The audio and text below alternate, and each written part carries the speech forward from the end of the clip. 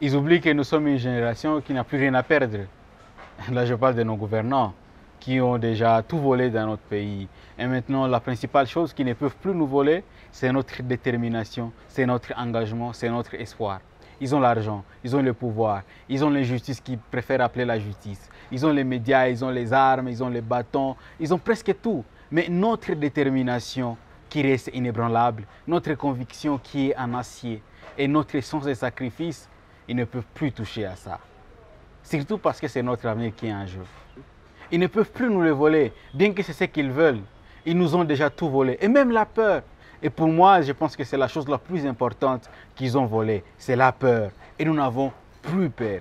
Nous ne voulons plus rien de moins ni de plus qu'un véritable développement dans notre pays. Un développement qui passe surtout par la bonne gouvernance. C'est la bonne gouvernance que nous cherchons, qui est caractérisée non seulement par une population exigeante et des dirigeants redevables, mais aussi par des lois qui sont à jour, avec un bon climat des affaires et aussi les changements du système éducatif de notre pays. On n'a plus besoin d'étudier des choses qui ont déjà, qui sont des siècles passés. Nous avons besoin d'étudier des choses qui sont adaptées aux jours actuels, aux enjeux actuels, qui vont résoudre les problèmes que nous avons actuellement. Et nous qui sommes les victimes actuellement, nous aurons toujours la facilité de critiquer les bourreaux si il ne fait rien, si il dit des choses et fait les contraires. Et les bourreaux, je veux dire nos gouvernants, parce que c'est nous la population qui devait être normalement leurs boss, mais ils nous prennent comme leurs victimes, comme leurs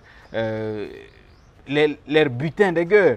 Et si nos gouvernants ne veulent plus jamais être critiqués, ben, la simple des choses à faire, c'est de nous être tout simplement redevables. Parce que la redevabilité, ça ne s'achète pas et ça ne se remplace pas par autre chose. Et aussi, s'ils ne le veulent pas, qu'ils travaillent réellement en faveur de notre pays, en faveur de notre population, en faveur de notre avenir, en s'acquittant des obligations vis-à-vis de nous, la population, nous, leurs boss, et qui ne nous prennent plus comme leurs challengers, qui ne nous prennent plus comme leurs ennemis, parce que nous ne sommes pas leurs adversaires. Nous sommes leurs contre-pouvoirs. Oui, nous le sommes.